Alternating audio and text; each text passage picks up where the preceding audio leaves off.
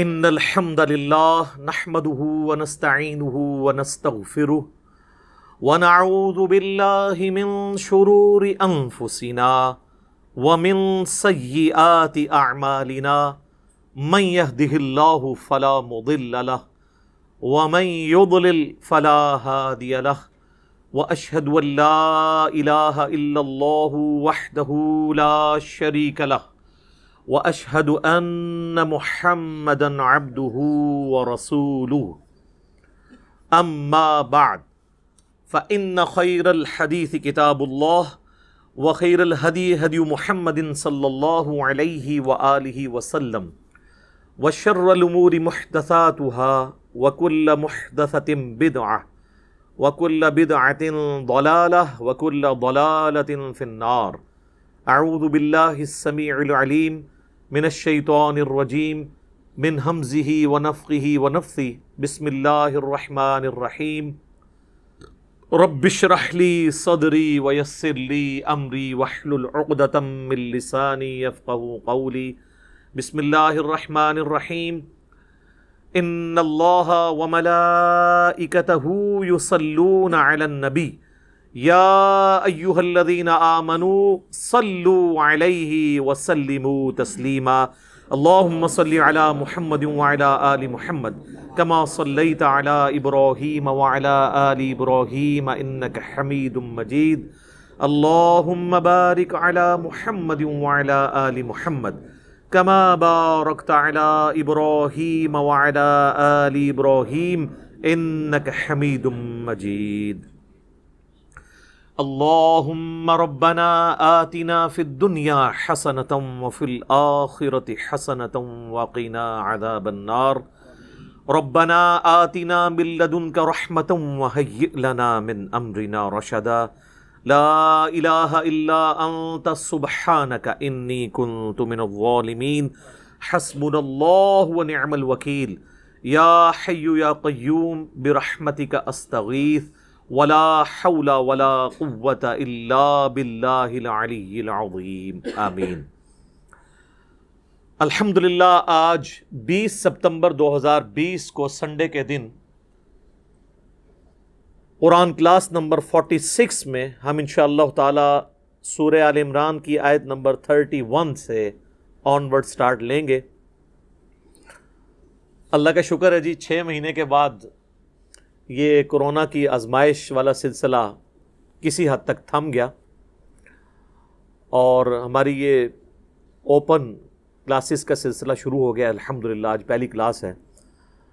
اللہ تعالیٰ مستقبل میں بھی ملک پاکستان کے لیے بالخصوص اور پوری دنیا کے لیے بالعموم اس فتنے کے معاملے میں عافیت والا معاملہ فرمائے. آمین ثم آمین. میرے بھائیوں، سورہ آل عمران کی آیت نمبر جو 31 ہے، اس کے اوپر میں نے پچھلی دفعہ تھوڑی ڈسکشن کی تھی. کچھ حصہ اس کا باقی ہے، اس لیے آج اس کو دوبارہ سے ہم لے کر چلیں گے. اعوذ باللہ من الشیطان الرجیم. بسم اللہ الرحمن الرحیم. قل ان کنتم تحبون اللہ فاتبعونی یحببکم اللہ ویغفر لکم ذنوبکم واللہ غفور الرحیم. اے محبوب صلی اللہ علیہ وآلہ وسلم ارشاد فرما دیجئے کہ اگر تم اللہ سے محبت کرتے ہو یا اس کے دعوے دار ہو تو پھر میری اتباع کرو، یعنی نبی صلی اللہ علیہ وآلہ وسلم کی. تو اللہ تم سے محبت کرے گا اور تمہارے گناہوں کو بھی معاف فرما دے گا. اور اللہ تعالیٰ بخشنے والا، رحم فرمانے والا ہے. میرے بھائیوں، اتباع کے حوالے سے میں نے بتایا تھا کہ اتباع کی ڈیفینیشن ہوتی ہے محبت کے ساتھ کسی کی پیروی اختیار کرنا، یعنی اطاعت پلس محبت از اکول ٹو اتباع. تو ظاہر ہے اس میں پھر ایک قلبی رجحان بھی ہونا چاہیے. اور میں نے بتایا تھا کہ ہمارے ہاں ایک مکتب فکر صرف اطاعت رسول کے اوپر زور دیتا ہے اور محبت والا ایلیمنٹ پس پش ڈال دیتا ہے، اور دوسرا مکتب فکر محبت والے ایلیمنٹ کو اتنا ڈومیننٹ کرتا ہے کہ وہ کہتا ہے کہ اب بس جو بھی ہیں تیرے محبوب کی امت سے ہیں، اسی تے بندے دا پتر کوئی نہیں بڑھنا، اسی طریقے سے ہی ہم چلیں گے وہ دوسری ایکسٹریم پہ چلے جاتے ہیں. جبکہ قرآن میں اطاعت رسول کا بھی حکم ہے صلی اللہ علیہ وآلہ وسلم، اور اتباع رسول کا بھی ہے. اتباع میں یہاں تک بھی ہوتا ہے کہ محبت کی وجہ سے انسان بغیر کسی لاجک کے، بغیر کسی کے حکم دیے بھی وہ کام کرنا شروع کر دیتا ہے جس کے ساتھ اس کی عقیدت وابستہ ہوتی ہے. اس کی چند ایک مثالیں میں نے بخاری اور مسلم کی روشنی میں پچھلی قرآن کلاس کے اندر ڈسکس کی تھی، آج ان کو ریپیٹ کرنے کی ضرورت نہیں ہے. کچھ کریٹیکل احادیث اس کانٹیکسٹ میں چاہ رہا ہوں ڈسکس کر لوں. پہلی حدیث بخاری اور مسلم کی متفقن علیہ حدیث ہے. اللہ کے محبوب صلی اللہ علیہ وآلہ وسلم نے فرمایا، اس شخص نے ایمان کی حلاوت چکھ لی، مٹھاس چکھ لی، جس میں 3 نشانیاں ہوں گی. نمبر 1، اللہ اور اس کا محبوب صلی اللہ علیہ وآلہ وسلم اسے پوری دنیا میں سب سے بڑھ کے محبوب ہو جائے. نمبر 2، اس کی دوستی اور دشمنی کا معیار اللہ کی ذات ہو. اور نمبر 3، کفر کی طرف لوٹایا جانا اس کے لیے اتنا ہی مشکل ہو جائے جتنا زندہ آگ میں جلایا جانا. وہ آگ میں جلنے کے لیے تیار ہو جائے لیکن اسلام نہ چھوڑے. جس میں یہ 3 خوبیاں ہوں گی وہ ایمان کی حلاوت چکھ لے گا. اللہم اجعلنا منہم، آمین. یہ حدیث خود ہی اتنی سیلف ایکسپلینیٹری ہے، اس پہ 1 گھنٹہ بولنے کی ضرورت نہیں ہے. ہر شخص اپنا محاسبہ خود کر سکتا ہے. ایک اور حدیث ہے بخاری اور مسلم میں، متفقن علیہ حدیث ہے، شروع میں ہی کتاب الایمان میں، تم میں سے کوئی شخص اس وقت تک مؤمن نہیں ہو سکتا جب تک کہ میں اسے اس کے ماں باپ، اولاد، سب لوگوں سے بڑھ کر عزیز نہ ہو جاؤں. اس کا مفہوم بڑا واضح ہے. محبت کا تقاضا یہ نہیں ہے کہ صرف اونچی آواز میں نعرہ لگا لیا جائے، بلکہ پوری دنیا، حتیٰ کہ اس کے ماں باپ، اولاد اور سب رشتہ دار، پوری دنیا والے ایک طرف کھڑے ہوں اور اللہ کے محبوب صلی اللہ علیہ وآلہ وسلم اسے دوسری طرف بلا رہے ہوں تو وہ سب کی پرواہ کیے بغیر اللہ کے محبوب صلی اللہ علیہ وآلہ وسلم کی دعوت پر لبیک کہے. یہ ہے اس کا مطلب. اور ظاہر ہے کہ بڑا مشکل کام ہے. یہاں پر تو ایک نوجوان کے لیے داڑھی رکھنا مشکل ہو جاتا ہے. پہلے ماں باپ ہرڈل بنتے ہیں، بعد میں بیویاں. عورتوں کے لیے نقاب کرنا مشکل ہو جاتا ہے کہ ہم اس معاشرے میں مس فٹ ہیں، اور ویسے ان سے پوچھے تو وہ کہیں گے کہ اللہ کے نبی سے سب سے بڑھ کے ہم محبت کرتے ہیں صلی اللہ علیہ وآلہ وسلم. تو محبت کو جسٹیفائی کرنا ہے اطاعت اور پیروی کے ساتھ. حکم عدولی والا معاملہ نہ ہو. جس سے محبت کرتا ہے نا پھر اس کے لیے کر گزرتا ہے انسان. یہاں تو لوگ دنیاوی محبت میں اور عشق مجازی کے اندر خودکشی کر جاتے ہیں، تو وہ پھر کسی حد تک ویسے اپنی محبت میں جسٹیفائی ہوتے ہیں کہ جان دے دیتے ہیں. باقی ان کا عمل جو ہے وہ تو غلط ہے. لیکن یہاں پہ جان دینے کے لیے سارے مسلمان تیار ہیں. کہتے ہیں نا غلامی رسول میں موت بھی قبول ہے، اس لیے کہ انہیں یقین ہوتا ہے کہ ہم سے موت کوئی نہیں غلامی میں مانگے گا. ہم سے ڈیمانڈ ہوگی فجر کی نماز جماعت سے پڑھنے کی، یہ تو ہم پڑھ نہیں سکتے. موت ہمیں قبول ہے کیونکہ موت تو ہم سے کسی نے مانگنی نہیں ہے. وہ تو لڑ گئے لڑنے والے اللہ کے لیے، قادسیہ اور یرموک اور بدر و احد، رضی اللہ عنہم اجمعین وعلیہم السلام اجمعین ورحمہم اللہ اجمعین، آمین. ہم تو صرف دعوے دار ہیں. ہم ایئر کنڈیشن ماحول میں بیٹھ کے بھی خشوع و خضوع کے ساتھ نماز نہیں پڑھ سکتے. ٹیلی فون ہم نے، سیل فون جو ہے وہ سائلنٹ پہ نہیں وائبریٹر پہ لگایا ہوتا ہے کہ نماز کے دوران اگر آ جائے مجھے پتہ تو چل جائے. جب ہمارا اللہ سے کمٹمنٹ کا لیول یہ ہوگا تو پھر ظاہر ہے اس کی آؤٹ پٹ تو ویسے ہی نکلے گی نا کہ کہتے ہیں جی نماز میں وہ عجیب و غریب قسم کے خیالات آتے ہیں. جب آپ نماز کے باہر ان خیالات میں رہتے ہیں تو نماز میں بھی اسی خیال میں ہی رہیں گے نا. سوئچ آف تو کوئی نہیں کر سکتا. ایک اور حدیث ہے صحیح بخاری میں، نبی صلی اللہ علیہ وآلہ وسلم اور سیدنا عمر چہل قدمی کر رہے تھے اور نبی علیہ السلام نے حضرت عمر کا ہاتھ پکڑا ہوا تھا. تو سیدنا عمر تھوڑے سے فرینک ہو گئے رسول اللہ کے ساتھ صلی اللہ علیہ وآلہ وسلم کہ مجھ پہ اتنی شفقت ہے، تو انہوں نے کہا تھوڑی حاضری ہم بھی لگوا دیں۔ صحیح بخاری کے الفاظ ہیں، انہوں نے کہا یا رسول اللہ اس پوری دنیا میں سب سے بڑھ کر مجھے آپ عزیز ہیں سوائے اپنی جان کے۔ ویسے سچ بولا انہوں نے۔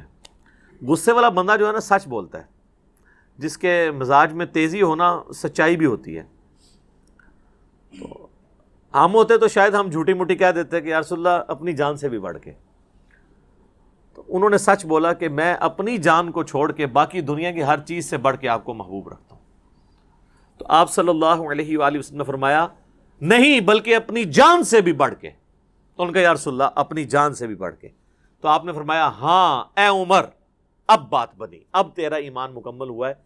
جب تک میں تجھے تیری جان سے بھی بڑھ کر عزیز نہ ہو جاؤں تیرا ایمان کامل نہیں ہو سکتا۔ اگر سیدنا عمر فاروق رضی اللہ تعالیٰ عنہ علیہ السلام کے ایمان کے کامل ہونے کے لیے ان کی عبادات اور دین کے لیے خدمات کے ساتھ رسول اللہ سے انتہا درجے کی عقیدت اور محبت ہونا ضروری ہے، تو ہمارے لیے تو بدرجہ اولا ضروری ہے۔ اللہم انی اسألک حبک وحب حبیبک صلی اللہ علیہ وآلہ وسلم وحب من یحبک وحب عمل یقربنی الی حبک، آمین۔ ایک اور حدیث ہے صحیح بخاری میں، کافی لمبی حدیث ہے، اس کا کنکلوژن اس پہ ہوتا ہے کہ نبی صلی اللہ علیہ وآلہ وسلم نے فرمایا محمد فرق بین الناس، لوگوں میں حق اور باطل میں فرق محمد ہیں صلی اللہ علیہ وآلہ وسلم۔ آپ مزے کی بات دیکھیں، یہ جو فرقان کا لفظ ہے نا یہ قرآن کے لیے بھی آیا ہے۔ شہر رمضان الذی انزل فیہ القرآن ھدی للناس وبینات من الہدی والفرقان۔ رمضان کا مہینہ وہ ہے جس میں قرآن نازل ہوا جو لوگوں کے لیے، پوری انسانیت کے لیے ہدایت ہے، صرف مسلمانوں کے لیے نہیں، پوری انسانیت کے لیے، اور اس میں ہدایت کے روشن دلائل ہیں، اور یہ حق اور باطل میں تمیز کرنے والی کتاب ہے الفرقان۔ اولڈ ٹیسٹمنٹ اور نیو ٹیسٹمنٹ پہ اب یہ مہیمن بن کے یہ کتاب آئی ہے، فائنل ٹیسٹمنٹ قرآن، اور جس شخصیت پہ نازل ہوئی وہ بھی الفرقان ہے۔ محمد فرق بین الناس، محمد لوگوں میں حق اور باطل میں فرق ہے۔ ایک اور حدیث ہے صحیح بخاری میں، یہ وہ حدیث ہے جس کو مس یوز لوگوں نے کیا، آدھی حدیث بیان کر کے کہ جس نے کلمہ پڑھا وہ جنت میں ہی جائے گا۔ امام بخاری نے صحیح بخاری میں بالکل آخر میں جا کے نا ایک باب باندھا ہے۔ میں اکثر سوچتا تھا یہ باب شروع میں ہونا چاہیے، مشکات کے شروع میں ہے وہ باب۔ اس باب کا نام ہے کتاب الاعتصام بالکتاب والسنہ، کتاب و سنت کو مضبوطی سے پکڑنے والا چیپٹر، جس میں انہوں نے ساری وہ حدیثیں جمع کی ہیں جس میں ترغیب دلائی گئی ہے کہ کتاب اللہ اور سنت کو مضبوطی سے پکڑنا ہے، لیکن انہوں نے آخر میں جا کے چیپٹر باندھا ہے۔ مطلب یہ کہ جب آپ بخاری شریف اینڈ کریں نا تو یہ بات آپ نے ضرور یاد رکھنی ہے، کیونکہ یہاں پر تو آپ کو بتاؤں کئی مزار ایسے ہیں جس پہ ختم قرآن کی طرح ختم بخاری بھی ہوتا ہے، تلاوت کر کے، ترجمہ بیان کر کے نہیں، وہ جو پڑھ رہا ہوتا ہے اس کو بھی نہیں پتا ہوتا، وہ ختم بخاری ہوتا ہے۔ وہ کسی بزرگ نے سوچا ہوگا نا ابھی تک ختم قرآن ہے، چلو ہم بھی ایک جاری کر دیں، ختم بخاری۔ تو ختم بخاری جب ہو رہا ہو اور اس کے اینڈ پہ پہنچے ہوں تو کتاب و سنت کو مضبوطی سے پکڑنے والی احادیث ان کے سامنے ہے۔ اس میں ایک حدیث ہے، نبی صلی اللہ علیہ وآلہ وسلم نے فرمایا میری پوری امت جنت میں جائے گی سوائے اس شخص کے جس نے جنت میں جانے سے انکار کر دیا۔ سر کون ہے جو جانے سے انکار کرے گا؟ ہم تو بغیر کچھ کیے جانے کے لیے تیار ہیں، تو انکار کیوں کرنا ہے؟ بن بلائے مہمان بنے ہوئے ہیں سارے کلمہ گو مسلمان، تو انکار کس نے کرنا ہے؟ تو صحابہ نے بھی یہی پوچھا یا رسول اللہ یہ انکار کون کرے گا؟ آپ نے فرمایا آپ جواب سنیں کتنا انٹلیکچوئل ہے۔ جو صحیح مسلم کی حدیث ہے، مجھے اللہ نے جوامع کلمات کے ساتھ مبعوث کیا ہے، بات مختصر لیکن اس کی گہرائی بہت زیادہ۔ آپ نے فرمایا جس نے میری اطاعت کی وہ جنت میں جائے گا، اور جس نے میری نافرمانی کی اس نے جنت میں جانے سے انکار کر دیا، اس نے خود ہی انکار کر دیا۔ تو پوری امت جنت میں جائے گی سبجیکٹڈ ٹو، اس شرط کے ساتھ کہ وہ اطاعت اختیار کرے۔ باقی وہ چیز اپنی جگہ موجود ہے کہ جس نے ایک دفعہ بھی صدقے دل سے کلمہ پڑھا ہے، اگر اس کی زندگی کا ڈومیننٹ پہلو برائیوں پہ ہے تو الٹیمیٹلی ایک نہ ایک دن وہ اپنا عذاب بھگت کے جنت میں جائے گا. وہ تو عقیدہ ہے، لیکن یہ بڑا خطرناک معاملہ ہے. یہ یہاں ایئر کنڈیشن کمرے میں بیٹھ کے یہ بات کرنا بڑی آسان ہے، لیکن 5 منٹ کے لیے نہیں، 5 سیکنڈ کے لیے موم بتی کے فلیم کے اوپر یوں ہاتھ رکھنا یہ مشکل ہے. اور وہ مسلمان کہہ رہا ہوتا ہے خیر ہے جی ایک پھیرا ہی لگے گا نا، پھر تو جنت ہی ٹور ہی جانا ہے. ایک پھیرا جو 5 سیکنڈ کے لیے موم بتی نہیں برداشت کر سکتا وہ کہتا ہے ایک پھیرا لگے گا. جبکہ بخاری اور مسلم دونوں میں حدیث ہے کہ جہنم کی آگ دنیا کی آگ سے 70 گنا تیز ہے. اللہم اجرنا من النار. اور بخاری اور مسلم کی متفق علیہ حدیث ہے کہ جہنم کا سب سے ہلکا عذاب یہ ہے کہ پاؤں میں آگ کی جوتیاں پہنائی جائیں گی اور اس کی تپش سے دماغ ہنڈیا کی طرح کھولے گا. یہ سب سے ہلکا عذاب ہے. تو بھاری عذاب کون اس کو بریف کر سکتا ہے؟ ویسے آنکھیں بند کرنی ہے تو بے شک کر لیں. وہ جو مولا علی کا قول ہے کہ انسان سویا ہوا ہے مرتے ہی جاگ جائے گا، اوہ اصل زندگی تو یہ تھی، لیکن اس وقت جاگنے کا فائدہ نہیں ہے. ایک اور حدیث ہے مسند امام احمد میں ہے، المستدرک للحاکم کے اندر بھی ہے، مشکات میں بھی آپ کو مل جائے گی شروع میں ہی. اللہ کے محبوب صلی اللہ علیہ وآلہ وسلم نے زمین پہ ایک سیدھی لکیر کھینچی اور اس کے دائیں اور بائیں کچھ ٹیڑھی لکیریں کھینچی ایسے، اور آپ نے اس سیدھی لکیر کے اوپر ہاتھ رکھ کے کہا وَأَنَّ هَذَا صِرَاطِي مُسْتَقِيمًا، یہ ہے سیدھا راستہ میرا، اس کی پیروی کرو، ادھر ادھر کے ٹیڑھے راستوں کی پیروی نہ کرو ورنہ تمہیں وہ اللہ کے راستے سے ہٹا دیں گے. یہ وہ چیز ہے جس کی اللہ تمہیں وصیت کرتا ہے. یہ آیت آپ نے تلاوت کی سورۃ الانعام کی، اور پھر آپ نے فرمایا یہ ارد گرد ٹیڑھے راستے ابلیس کے راستے ہیں اور یہ سینٹر میں جو سیدھا راستہ ہے یہ میرا راستہ ہے، نبی صلی اللہ علیہ وآلہ وسلم کا راستہ. لہذا یہ اکثر لوگ جو کہتے ہیں نا جی سارے راستے جو ہیں وہ حق پہ ہی ہیں، اور پھر مثالیں دیتے ہیں، کہتے ہیں جی آپ نے مقصد تو سفر طے کرنا ہے، کوئی گاڑی میں سفر کرتا ہے، کوئی ٹرین میں کرتا ہے، کوئی پیدل جاتا ہے، راستے بھی مختلف ہو کے آپ پہنچ ہی جاتے ہیں منزل مقصود پہ. یہ دنیا کی مثالیں اللہ کے راستے کے لیے آپ نہیں دے سکتے، کیونکہ اللہ کا معاملہ تو بالکل الگ ہے، اس نے تو راستہ ایک بتایا ہے. اسی لیے آپ دیکھیں ہدایت کے راستے کو قرآن میں ہمیشہ سنگولر کے صیغے سے خطاب کیا گیا ہے. اہدنا الصراط المستقیم، اے اللہ سیدھا راستہ دکھا. صراط الذین انعمت علیہم، وہ راستہ جس پہ تیرے نیک انعام یافتہ لوگ چلے. تو نیک انعام یافتہ لوگ راستے پر چلے، راستوں پہ نہیں چلے. جب ایک سے زیادہ ہوں گے تو وہ نبی علیہ السلام کا راستہ نہیں ہوگا. یہاں کہتے ہیں سارے حق پہ ہیں جی، کہتے ہیں جی وہ سب نے اسی ایک بڑی نہر سے یا سمندر سے ہی پانی لیا ہے. دنیا میں تو ہم نے دیکھا ہے کہ اگر کھارے پانی کی نہر ہے تو اس کی جتنی بھی ندیاں نکالیں وہ کھاری ہوتی ہیں، اور میٹھے کی ہے تو میٹھی ہوتی ہیں. تو یہ کیسی آپ کی نہریں ہیں کہ جس میں 180 ڈگری چیزیں ہوتی ہیں، حتیٰ کہ آپ کے ٹالرنس کا لیول یہ ہے کہ آپ نے 300-350 سال تک خانہ کعبے میں 4 مصلے ڈال کے رکھے ہیں. اگر آپ یہ سمجھتے ہیں کہ چاروں اہل سنت کے امام حق پر تھے تو 4 مصلے ان کے نام پہ کیوں ڈال دیے؟ چلیں 4 نمازیں بانٹ لیتے کہ ایک امام کا ماننے والا پڑھائے گا، دوسرا، تو پھر تو بات سمجھ آتی. 4 مصلے الگ کر دیے، نمازیں الگ کر لیں، اس کے باوجود راگ الاپنا. یہ تو اسی طریقے سے ہے کہ کوئی شخص اب ضد کرے کہ جی یہ میرے سامنے جو سٹاپ واچ ہے یہ سٹاپ واچ نہیں پڑی ہوئی ہے، یہ گاڑی کھڑی ہے. ٹھیک ہے جی، اس کے لیے وہ کہ جی آپ ذرا اس کو محدب سا لگا کے دیکھیں، یہ چورس بھی ہے، یہ تھوڑی سی بڑی ہو جائے گی، یہ جو آپ کو نظر آ رہا ہے نا یہ ٹائر ہیں، آپ کو اصل میں پتہ نہیں چل رہا. تو آپ جتنی مرضی کہانیاں کرائیں، جو چیز ہے وہی رہے گی. تو بہرحال گورا اس کہانی میں نہیں آتا. وہ کہتا ہے یار کوئی علمی کتابی بات کرو، جو ہم کہتے ہیں کہ مرنے سے پہلے اے مسلمان کر لے اس پہ غور، کتابوں کا خدا اور ہے، بابوں کا خدا اور. تو یہ احادیث اس سے ریلیٹڈ تھی.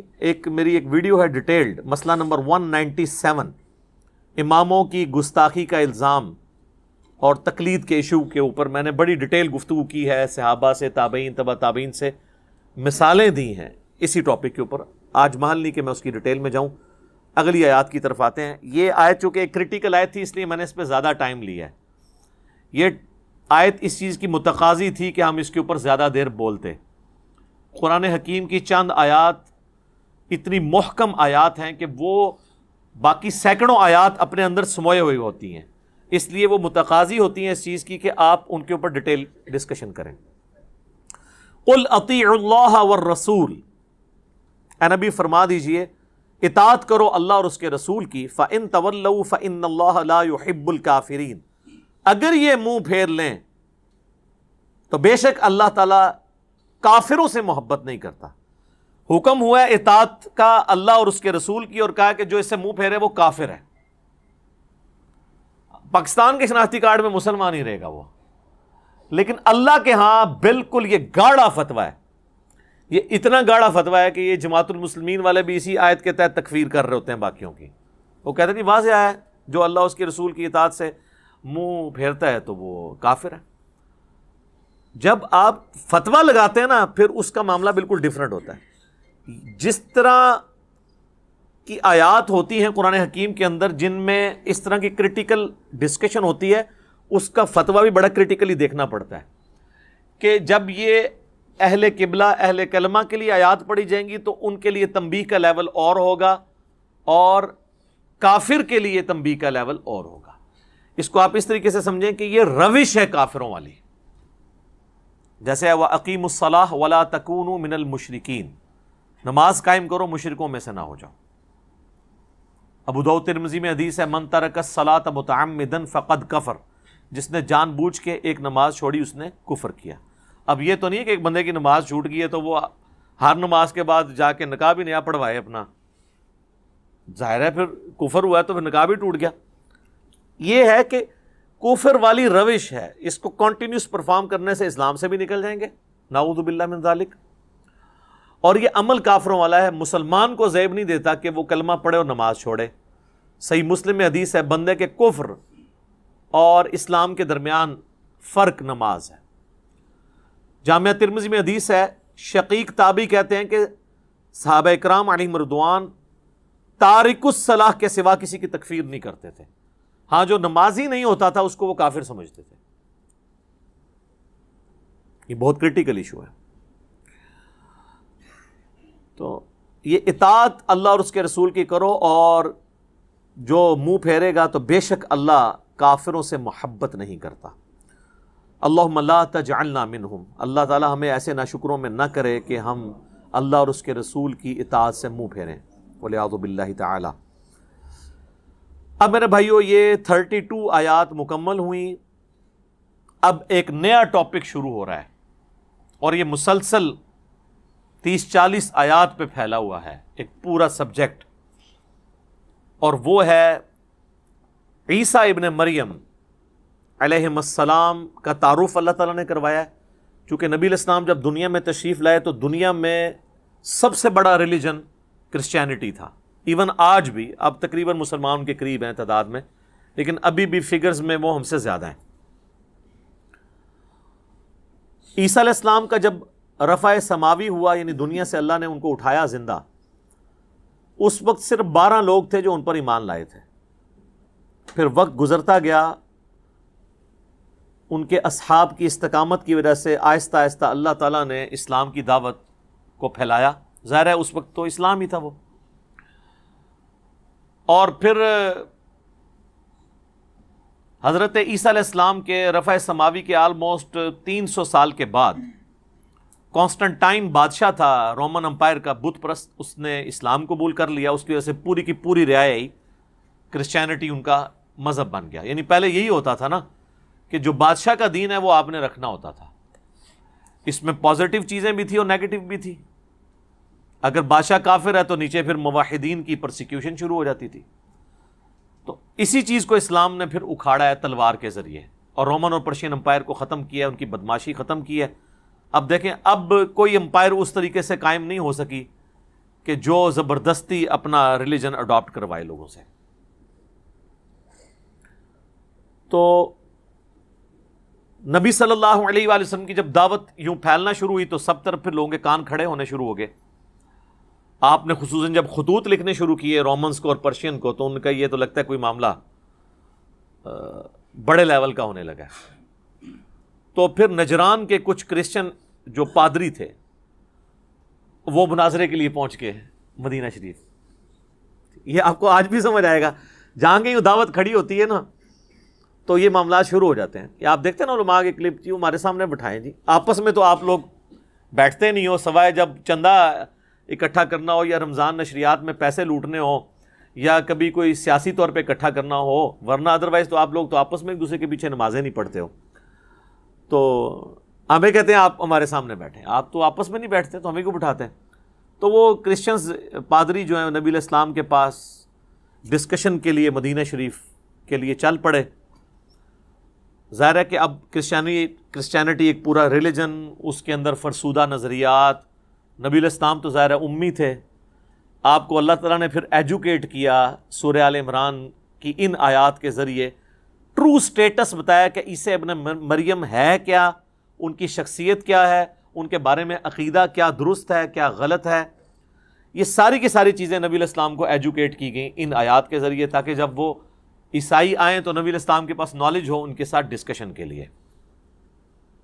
اور پھر اس کا کلائمیکس وہ ہوا کہ یہ دلائل تمام کرنے کے بعد بھی اگر تم تیار نہیں ہو حق بات قبول کرنے کے لیے, پھر آؤ مباہلہ کر لو. تو آیت مباہلہ نازل ہوئی سورہ آل عمران کی آیت نمبر 61, جس کی ڈیٹیل صحیح مسلم میں آتی ہے کہ نبی صلی اللہ علیہ وآلہ وسلم اپنے ساتھ سیدہ فاطمہ, سیدنا حسن و حسین علیہم السلام اور مولا علی علیہ السلام کو لے کر نکلے اور اللہ کے حضور دعا کی, اللہم ہؤلاء اہل بیتی, یہ میرے اہل بیت ہیں. بہرحال وہ عیسائی پھر مباہلے کے لیے تیار نہیں ہوئے. کاش وہ مباہلہ ہو جاتا, ہماری جان چھوٹ جاتی, کیونکہ اس میں تھا کہ جو جھوٹا ہے نا وہ تباہ و برباد ہو جائے. تو بچنا کو نہیں تھا انہوں نے, یا وہ حق قبول کر لیتے. ان کو یہ بات سمجھ آ گئی تھی. تو یہ کلائمیکس ہے اس کا. اب اس کا سٹارٹ ہو رہا ہے بنیادی گفتگو سے. ان اللہ اصطفى آدم و نوحا و آل ابراہیم و آل عمران علی العالمین, بے شک اللہ تعالیٰ نے چن لیا آدم علیہ السلام کو, نوح علیہ السلام کو, ابراہیم علیہ السلام کو, ان کی اولاد کو, اور عمران کی آل کو, اولاد کو, سارے جہان والوں میں سے فضیلت دیتے ہوئے. اب یہ وہ آیت ہے جس کی وجہ سے ڈاکٹر اسرار صاحب کا یہ موقف تھا کہ یہ حضرت آدم علیہ السلام کو جو اللہ نے چنا ہے, تو چننے کا عمل اسی وقت جسٹیفائی ہوتا ہے جب نمبر آف آپشن موجود ہوں. ان میں سے آدم کو چنا گیا, اور اس کی وجہ سے ان پہ پھر الزام بھی لگا کہ وہ کوئی ایوولوشن کے قائل ہیں. حالانکہ وہ ایوولوشن کے قائل نہیں تھے. ڈارونزم کے خلاف سب سے زیادہ ڈاکٹر اسرار صاحب بولا کرتے تھے. یہ پاسبلٹی ہو سکتی ہے کہ اللہ تعالیٰ نے جو ہے وہ انسانوں میں سے ایک انسان کو پرائرٹی دی, اس عقیدے کے ساتھ کہ سب سے پہلا انسان آدم علیہ السلام تھے, اور ظاہر یہ بندروں سے نہیں ہے, ان کی اسپیشیز الگ سے ہے. تو اللہ تعالیٰ نے آدم علیہ السلام کو چن لیا, اور دوسرے معنوں میں یہ ہو سکتا ہے کہ اللہ نے آدم علیہ السلام کو ایک خاص فضیلت دی کہ انہیں ساری انسانیت کا باپ بنایا, یعنی چنا کہ جو میں ایک نئی مخلوق بنانے لگا ہوں اس کا جد امجد آدم ہوگا. تو یہ بھی درست ہے. اور جب نوح علیہ السلام کے زمانے میں وہ سیلاب آیا, اس کے بعد نوح علیہ السلام کے ذریعے یہ سارا سلسلہ چلا, اور ابراہیم علیہ السلام تو ایک ڈومیننٹ پرسنالٹی ہیں. ہم کلیم کرتے ہیں ہم دین ابراہیمی کے اوپر ہیں. اس وقت دنیا میں جتنے آسمانی مذہب کے ماننے والے ہیں سب اپنے آپ کو ابراہیمی مذہب کے اوپر, دین کے اوپر کہتے ہیں, چاہے وہ کرسچنز ہوں, جوز ہوں یا مسلمز ہوں. اور یہ آل عمران جو ہے, عمران یہاں پر بعض بہت کم محدثین کا اور مفسرین کا موقف ہے کہ یہ عمران سے مراد حضرت موسیٰ علیہ السلام کے والد ہیں. اکثریت کا موقف یہی ہے کہ یہ عمران وہی ہیں جن کی نسل کا آگے ذکر ہو رہا ہے, سیدنا عیسیٰ علیہ السلام کے نانا اور سیدہ مریم سلام اللہ علیہا کے والد, یہ وہ ہیں عمران. آل عمران کو اللہ تعالیٰ نے چن لیا. ظاہر ہے کہ پھر ان کی اولاد کو اللہ نے چنا نا, سیدہ مریم کو فضیلت دی, پھر ان کے ساتھ معجزانہ معاملہ فرمایا، اور پھر ان کے ہاں عیسیٰ علیہ السلام کی ولادت ہوئی، اور پھر وہ پوری دنیا میں، آج دیکھ لیں دنیا میں حضرت عیسیٰ علیہ السلام وہ اتنی بڑی پرسنالٹی ہیں کہ اس وقت دنیا میں سب سے زیادہ جس پیغمبر کے ماننے والے ہیں وہ حضرت عیسیٰ علیہ السلام ہیں۔ کرسچنز ٹوٹی پوٹی فارم میں مانتے ہیں، ہم ان کو ٹرو فارم میں مانتے ہیں، ہم بھی شامل ہیں اس میں ان کے ماننے والوں میں، ٹھیک ہے۔ تو عیسیٰ علیہ السلام بہت غیر معمولی شخصیت ہے۔ یہ حقیقت بات ہے کہ پیغمبروں میں جتنی کوالٹیز اللہ تعالیٰ نے معجزات کی شکل میں حضرت عیسیٰ علیہ السلام کو دی ہے، یہ کسی اور پیغمبر کو نہیں اس طرح کی کوالٹیز ملی۔ پیدائش معجزانہ، اٹھایا جانا معجزانہ، آج تک زندہ ہے۔ دنیا میں ایک ہی شخص ہے جس نے دوبارہ آنا ہے، عیسیٰ ابن مریم، اور جو معجزات دیے وہ اتنے غیر معمولی ہیں، وہ اب یہاں پہ ذکر آئے گا تو ساتھ ساتھ ہم ڈسکس کریں گے۔ ذریۃ بعضها من بعض، ان میں سے بعض کی اولاد ہے۔ ظاہر ہے کہ حضرت ابراہیم اور نوح علیہ السلام آدم علیہ السلام کی اولاد ہیں، اور اس طریقے سے بنی اسرائیل جو ہیں وہ ابراہیم علیہ السلام کی اولاد ہیں۔ خود حضرت عیسیٰ علیہ السلام بھی نسلاً تو بنی اسرائیل سے ہی تھے نا، یہودی النسل ہی تھے۔ واللہ سمیع علیم، اللہ سننے والا ہے، علم والا ہے۔ اذ قالت امرأۃ عمران، وہ وقت یاد کرو کہ جب عمران کی عورت نے عرض کی۔ قرآن میں صرف ایک عورت ہے جس کا نام ہے، وہ مریم ہے، باقی اسی سٹائل میں بات ہوتی ہے۔ امرأۃ لوط، امرأۃ نوح کی عورت، لوط کی عورت۔ تخت بلقیس والا واقعہ ہے، بلقیس کا نام نہیں آیا۔ زلیخا کا سیدنا یوسف علیہ السلام کے ساتھ واقعہ ہے، زلیخا کا نام نہیں آیا۔ یعنی قرآن کا جو مزاج ہے نا وہ سیکس ڈسپلن کو بڑا فالو کرتا ہے، اور حضرت مریم کا نام بھی صرف حضرت عیسیٰ علیہ السلام کی وجہ سے ہوا، کیونکہ حضرت عیسیٰ کے والد کوئی نہیں تھے، ادروائز سیدہ مریم کا نام بھی قرآن میں نہ ہوتا۔ ان کی نسبت کی وجہ سے آیا کہ ان معجزانہ۔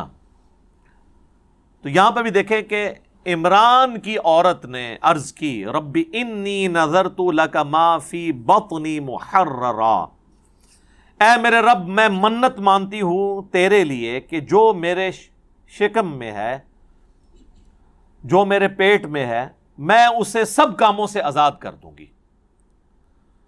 اور ٹیمپل آف سلیمان، ہیکل سلیمانی کا مجاور کے طور پہ میں اسے جو ہے وہ خدمت کے لیے پیش کر دوں گی۔ اب یہ مجاور یہ خانقاہوں والا مجاور نہیں ہے، یعنی اگر کوئی شخص یہاں پہ منت مانے کہ میں خانہ کعبہ کی خدمت کے لیے، وہ تو ابھی سعودی حکومت نے ہزاروں ملازمین رکھے ہوئے ہیں، وہاں کی صفائی کے لیے یا وہاں پہ حاجیوں کو پانی پلانے کے لیے میں اپنے بچے کو وقف کرتا ہوں، تو وہ تو اللہ کے لیے وقف ہو رہا ہے نا۔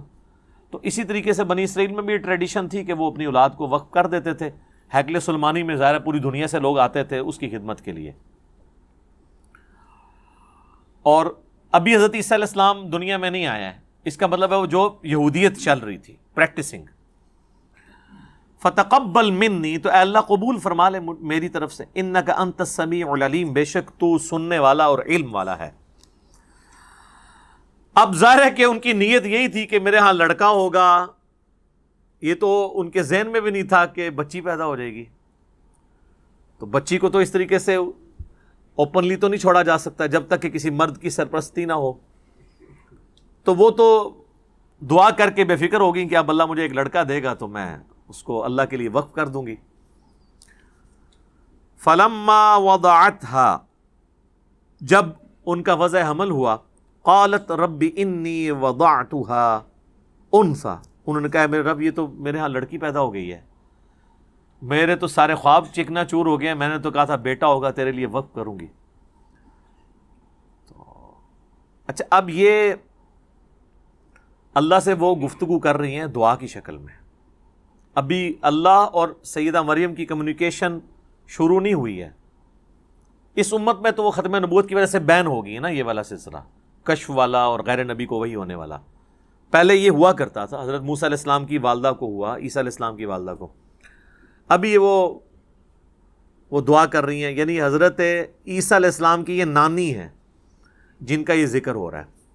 انہوں نے کہا میں نے تو بیٹی میرے ہاں پیدا ہو گئی ہے، واللہ اعلم بما وضعت، اللہ فرماتا ہے اللہ خوب جانتا تھا کہ اس کے ہاں کیا بیٹی پیدا ہو گئی ہے. ہائے ہائے ہائے. وَلَيْسَ الذَّكَرُ كَالْأُنثَىٰ، اور کوئی لڑکا اس لڑکی کے مانند نہ ہو سکے.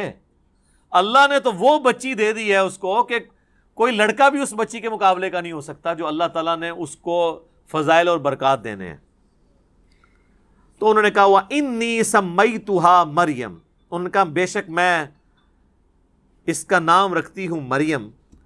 وَإِنِّي أُعِيذُهَا بِكَ وَذُرِّيَّتَهَا مِنَ الشَّيْطَانِ الرَّجِيمِ، اور اے میرے رب بے شک میں اسے بھی اور اس سے جو آگے اولاد پیدا ہوگی نا، نانی تھی نا، تو پوری پلاننگ کی ہوئی ہے کہ میری جو بچی ہوئی ہے اس کو اور اس کی آگے جو اولاد ہوگی نا، اللہ میں تیری پناہ میں شیطان مردود کے اگینسٹ تیری پناہ میں اسے دیتی ہوں کہ شیطان سے وہ محفوظ رہیں.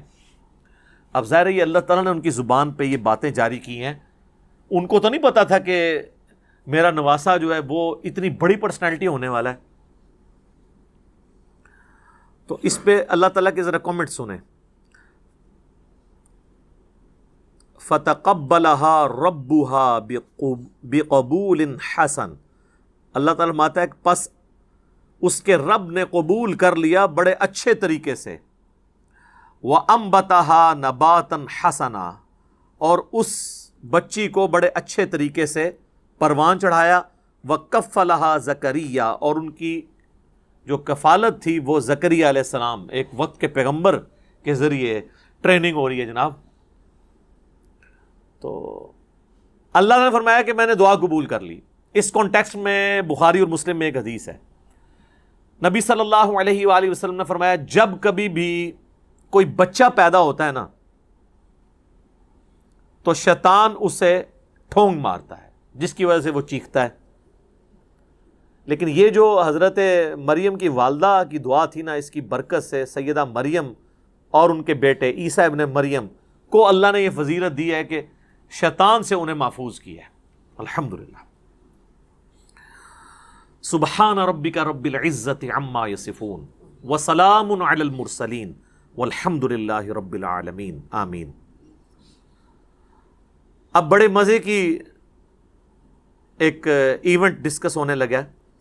کلما دخل علیہا زکریا المحراب، جب کبھی بھی زکریا علیہ السلام محراب میں داخل ہوتے، یعنی وہ ایک محراب نما حجرہ بنا تھا جہاں حضرت مریم عبادت کرتی تھی، تو ان کے ٹیچر کے طور پر یہ خالو بھی لگتے تھے اور ایج ڈیفرنس بھی بہت زیادہ تھا اور پیغمبر بھی. جب کبھی وہ داخل ہوتے محراب میں وجد عندہا رزقا، تو وہاں پہ وہ رزق پاتے. اللہ اکبر. وہ رزق ایک غیر معمولی رزق، یہ نہیں ہے کہ کوئی آ کے نذرانہ چڑھا کے چلا جاتا تھا، ورنہ تو حضرت زکریا کو پتا ہوتا کہ یار یہ تو فلاں دے گیا ہے. بے موسمی پھل بھی ہوتے، موسم والے بھی، بڑے زبردست قسم کا فروٹ جو لگتا نہیں تھا کہ وہ قریب سے آ سکتا ہے. تو حضرت زکریا علیہ السلام نے ان سے پوچھا، قال یا مریم انا لکی ھذا، اے مریم یہ کہاں سے تیرے لیے یہ اتنا فروٹ آ جاتا ہے، ایسا رزق آ جاتا ہے. آپ ذرا پیری مریدی کے رشتے میں ذرا دیکھیں اس کو. پیر ہیں حضرت زکریا، اور دنیا کے بنائے ہوئے پیر نہیں، اللہ کے بنائے ہوئے پیغمبر، اور شاگرد بھی کوئی عام نہیں ہے، سیدہ مریم ہے.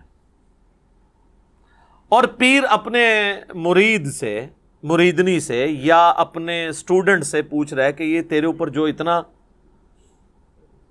فضل و کرم ہے، خاص بے موسمی پھل ہیں، یہ کہاں سے آ گئے؟ آپ کے پاکستان کے مرید ہوتے تو کہتے ہیں حضور تو آڈی نگاہ مرشد ہے. ہاں، کیونکہ یہ تصوف کی لائن میں اللہ کا نام یوز ہوتا ہے، باقی فنا فی شیخ میں ہی ختم ہو جاتا ہے بندہ، فنا فی اللہ تک نہیں پہنچتا. قرآن میں تو فنا فی شیخ کا کوئی تعلق ہی نہیں قرآن کے ساتھ. قرآن میں رسول کی یا خلیفہ کی بیعت ہے، اور وہ بھی مشروط ہے اللہ کے ساتھ. رسول اللہ نے بھی بیعت لی نا حدیبیہ کے موقع پر، تو سورہ فتح میں آیا کہ اے نبی یہ جو تم سے بیعت تم لے رہے ہو نا جن کی، ان کے ہاتھوں پہ اللہ کا ہاتھ ہے. اور سورہ توبہ میں اللہ نے فرمایا کہ اللہ نے مومنین کی جانیں اور مال جنت کے بدلے میں خرید لی ہیں، ایسی بیعت پر خوشیاں مناؤ. بیعت کہتے ہیں بیچنے کو، بائے لفظ استعمال ہوتا ہے. انسان کسی انسان کے آگے اپنے آپ کو نہیں بیچ سکتا، صرف اللہ ہی ہے جس کے سامنے آپ بیچ سکتے ہیں. پیغمبر بھی آن دا بہاف آف گاڈ آپ سے بیعت لیتا ہے. یہاں تو کہتے ہیں نہیں، پہلے فنافی شیخ ہوتا ہے، پھر فنافی رسول ہوتا ہے، پھر یہ ہوتا ہے، فلاں یہ ہوتا ہے، پھر کرتے کرتے کدھر تک لے جاتے ہیں. وہ فنافی شیخ میں ہی مر جاتے ہیں. تو یہاں پہ شیخ پوچھ رہا ہے تو وہ مرید یہ نہیں کہہ رہا کہ حضور نگاہ مرشد ہے، حضور آپ کی ساری برکتیں ہیں، آپ کا ہی فیض ہے. نہیں، جواب جو ہے وہ بڑا عجیب ہے. ویسے قرآن و سنت کی جو ڈاکٹرن ہے اس میں بالکل یہی جواب دینا چاہیے، چاہے پیغمبر بھی سامنے موجود ہو نا تو یہی کہنا چاہیے کہ یہ اللہ کا فضل ہے.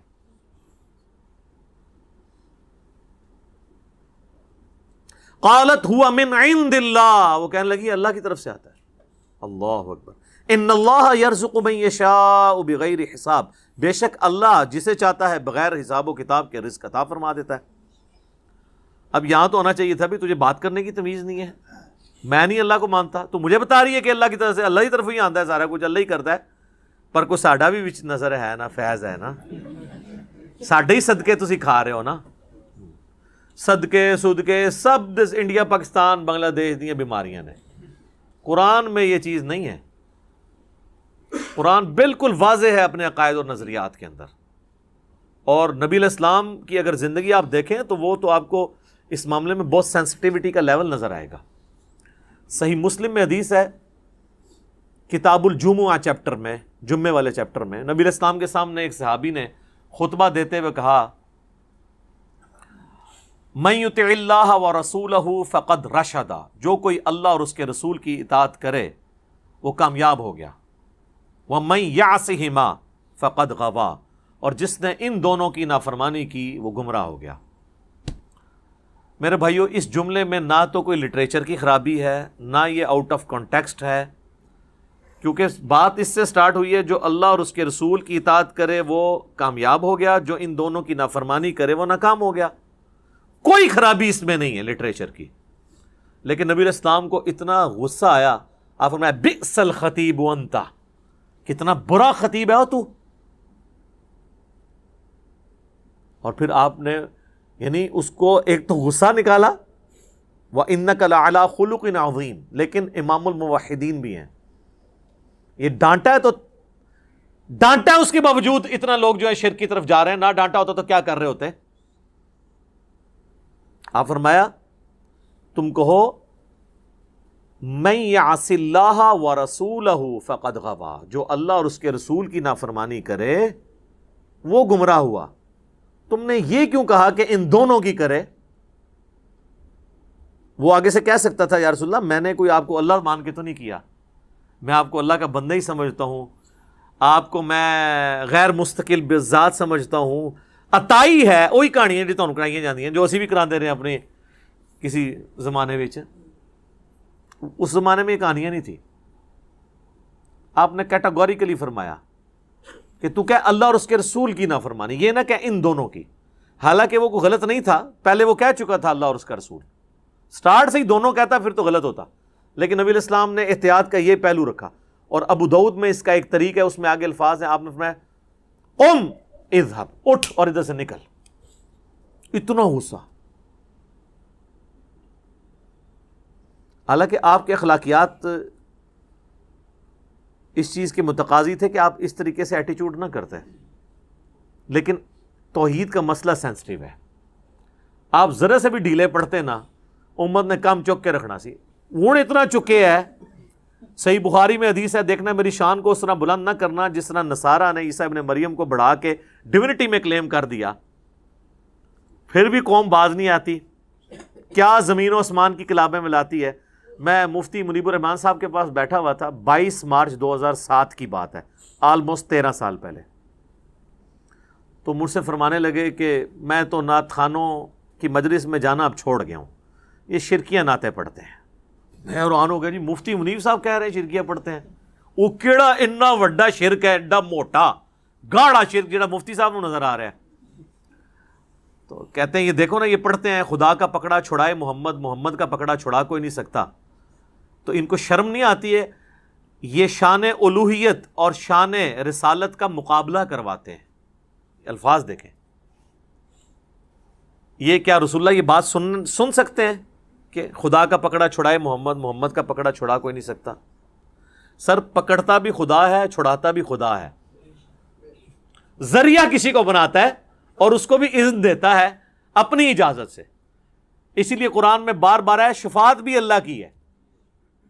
من ذا الذی یشفع عندہ الا باذنہ، دھونس نہیں ہے، بالاذن ہے. تو یہ اس طرح کے جملے بولنا، پھر اس کو کہنا دیکھیں نا جی وہ قیامت دن لوگ پکڑے جائیں گے تو حضور چھڑوا لیں گے. سر وہ یہ آپ نبی علیہ السلام کے سامنے ذرا بات کر کے دیکھیں، نبی علیہ السلام کیا دھونس سے چھڑوائیں گے؟ اس طرح کے جملے بولنا. یہاں دیکھ لیں نبی علیہ السلام نے اس کو یہ بھی نہیں کہنے دیا کہ جس نے ان دونوں کی نافرمانی کی. اس کو کہتے ہیں مزاج رسول صلی اللہ علیہ وسلم. اس سے بھی اگلا ورژن لے لیں. مسند امام احمد میں حدیث ہے، نبی علیہ السلام سے ایک صحابی نے عرض کی یا رسول اللہ ما شاء اللہ و شئت، اے اللہ کے رسول جو اللہ چاہے اور جو آپ چاہیں. ہمارے تو جناب بسوں کے پیچھے لکھا ہوتا ہے اللہ نبی وارث. تو نبی علیہ السلام فرمایا اجعلتنی للہ ندا، کیا تو نے مجھے اللہ کے مقابلے پہ ند بنا دیا، کھڑا کر دیا؟ قل بل ما شاء اللہ وحدہ، بلکہ کیا جو اکیلا اللہ چاہے.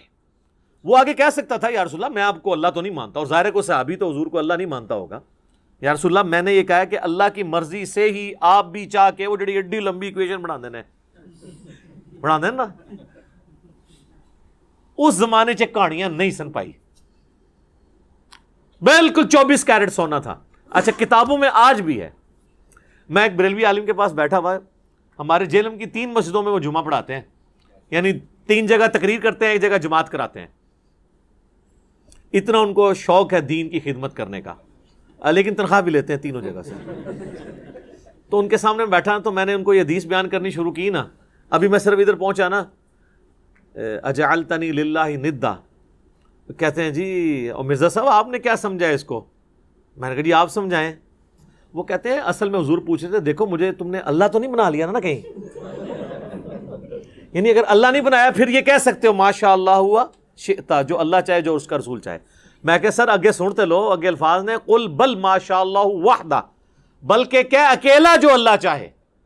تو حدیث نے اپنی حفاظت کر دی. حضور یہ نہیں پوچھ رہے تھے کہ بھئی اگر اللہ بن کے کر رہے ہو تو نہ کہا کرو، اگر مجھے مخلوق سمجھ کے کہہ رہے ہو تو پھر کہہ دیا کرو کہ جو اللہ کی مرضی اور جو اس کے رسول کی مرضی. لیکن ایک ایکسیپشن ہے یہاں پہ، جب دین کا مسئلہ کوئی آئے گا نا تو ہم یہی کہیں گے اللہ اور اس کا رسول بہتر جانتے ہیں، کیونکہ دین کون سکھاتا ہے؟ پیغمبر. لیکن جو تکوینی امور ہیں جو تقدیر سے تعلق رکھتے ہیں وہ اللہ کے ساتھ خاص ہے. صحابہ کرام جس معاملے میں دین کے کوئی بات نہیں سمجھ آتی تھی کہتے تھے اللہ اور اس کا رسول بہتر جانتے ہیں. واللہ ورسولہ اعلم، کیونکہ دین تو رسول اللہ نے سکھانا ہے نا. بخاری و مسلم دونوں میں حدیث ہے اللہ تعالیٰ جس کے ساتھ بھلائی کا ارادہ فرماتا ہے اسے دین کی فقہ عطا فرما دیتا ہے، سمجھ بوجھ، اور دیتا اللہ ہے، میں تو صرف تقسیم کرتا ہوں. نبی علیہ السلام نے کہا یہ جو دین بھی میں سکھا رہا ہوں نا یہ میں اپنی کوئی بات نہیں سکھا رہا، اللہ مجھے دیتا ہے.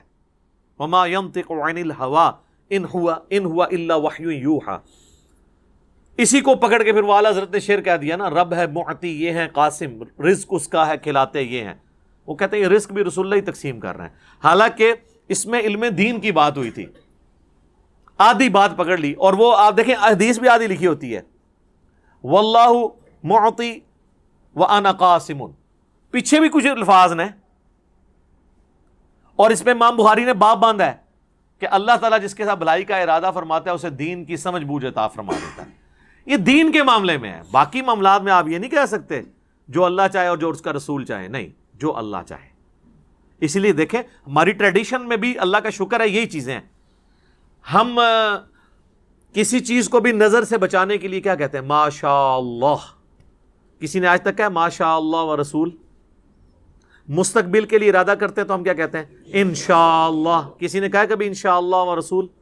ٹریڈیشن میں، کتابوں میں ہر چیز اپنی جگہ صحیح فٹ ہوئی ہوئی ہے.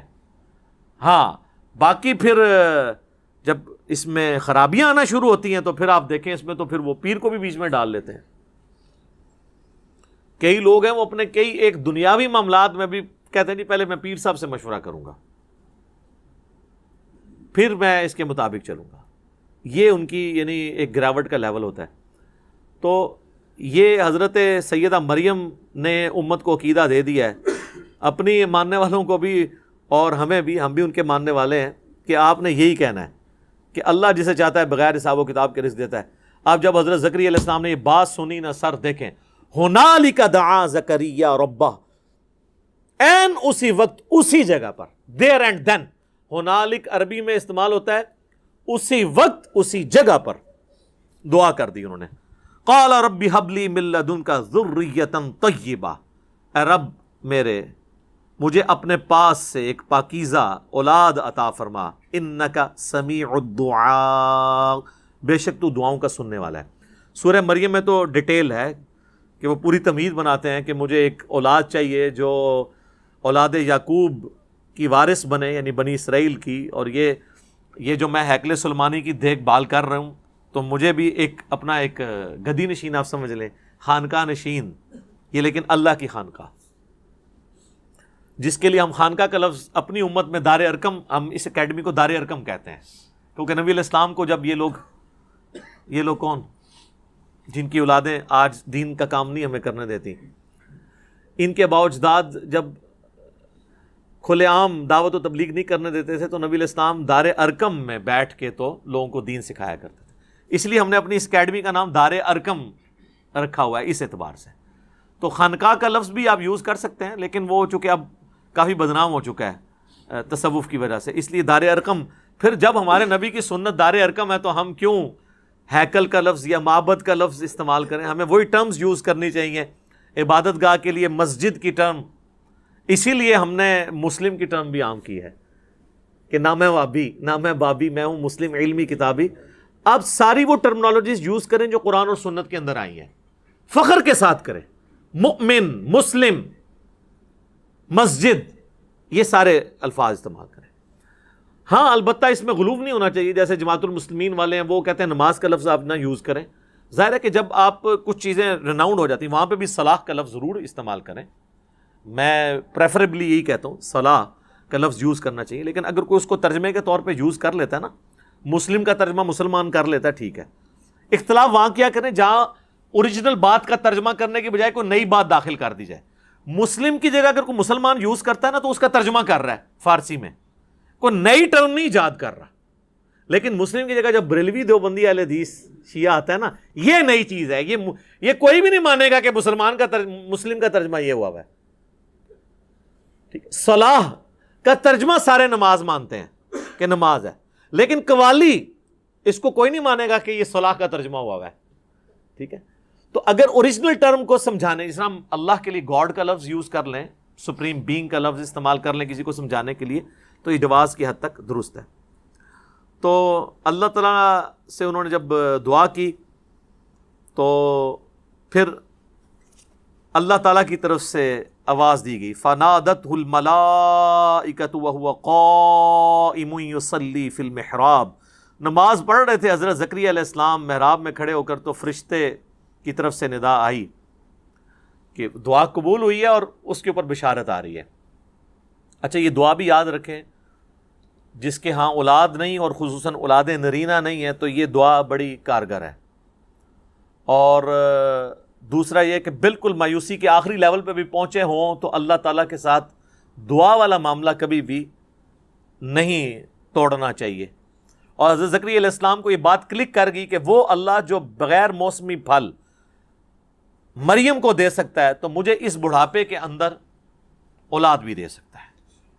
یہ انہوں نے اجتہاد کیا, اس طرح کا اجتہاد کیا کریں, بالکل الٹ اجتہاد نہ کر لیں. ان اللہ یبشرک بیحییٰ مصدقا بکلمۃ من اللہ, بے شک اللہ تعالیٰ آپ کو خوشخبری دیتا ہے ایک بچے کی جس کا نام یحییٰ ہوگا. اور سورہ مریم میں آتا ہے اس نام کا پہلے کوئی بچہ نہیں تھا, اللہ نے خود نام رکھ دیا. تصدیق کرنے والا ایک اللہ کے خاص کلمے کی.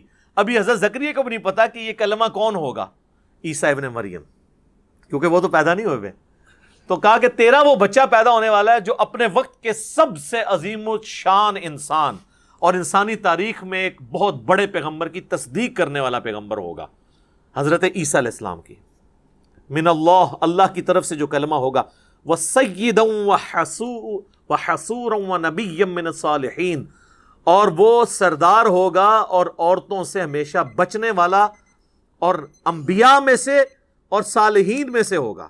ساری کوالٹیز اللہ تعالیٰ نے گنوا دی ہیں۔ عورتوں سے بچنے والا، بعض لوگ اس کو یہ سمجھے کہ شاید وہ کوئی نعوذ باللہ ان میں کوئی مردانہ صفات نہیں تھی، ایسا نہیں ہے، یعنی ان کی ایک کوالٹی تھی کہ وہ دنیا سے بہت زہد کی زندگی تھی ان کی۔ یقین کریں حضرت زکریا علیہ السلام کے اس بیٹے یحییٰ بن زکریا کے اگر آپ واقعات پڑھیں تو انسان پریشان ہو جاتا ہے کہ اتنی چھوٹی عمر میں ان کو اللہ نے کیا دنائی، کیا زہد دیا تھا۔ اسرائیلی روایتوں میں کئی ایک واقعات حضرت یحییٰ علیہ السلام کے بارے میں ملتے ہیں، تو اللہ نے پہلے ہی پریڈکٹ کر دیا، ظاہر غیبی خبر دے دی کہ وہ عورتوں سے بچنے والا اور سردار، واقعی سردار کہلانے کا حقدار، انسانیت کو لیڈ کرنے والا، اور نبیوں میں سے اور صالحین میں سے ہوگا۔ یہ بشارت ان کو ملی۔ اس کے بعد حضرت زکریا علیہ السلام نے کچھ باتیں اللہ تعالیٰ سے کیں، وہ انشاءاللہ تعالیٰ اگلی کلاس کے اندر ہم ڈسکس کریں گے، وہ بڑی انٹرسٹنگ گفتگو ہے، اور یہ یعنی قرآن حکیم کا ایک بڑا اہم ترین مقام ہے جو ہم ڈسکس کر رہے ہیں۔ ویسے کرنے کو تو میں 50 آیات بھی کور کر دیتا، لیکن میں چاہتا ہوں کہ میں ایسی قرآن کلاس ریکارڈ کرواؤں کہ جو آج کے دور کی ہو، ہمارے ایشوز کو سیٹل کرتی ہو۔ باقی تو ترجمے ہوئے ہیں، میرے نزدیک تو ترجمہ بھی بہت ہوتا ہے، لیکن اگر تفسیر کرنی ہے، پھر نٹی گریٹیز کو ڈسکس کرنا، موجودہ دور کے سارے اختلافات کو ڈسکس کرنا، یہ ساری چیزیں بہت ضروری ہیں۔ اللہ تعالیٰ سے دعا ہے جو حق بات میں نے کہی اللہ تعالیٰ ہمارے دلوں میں راسخ فرمائے، اگر جذبات میں میرے منہ سے غلط بات نکل گئی تو اللہ تعالیٰ ہمارے دلوں ہی سے اسے معاف کر دے، ہمیں کتاب و سنت کی تعلیمات پر عمل کر کے دوسرے بھائیوں تک پہنچانے کی توفیق عطا فرمائے۔ سبحانک اللہم و بحمدک، اشہد ان لا الہ الا انت، استغفرک و اتوب الیک، وما علینا الا البلاغ المبین۔ جزاکم اللہ خیرا۔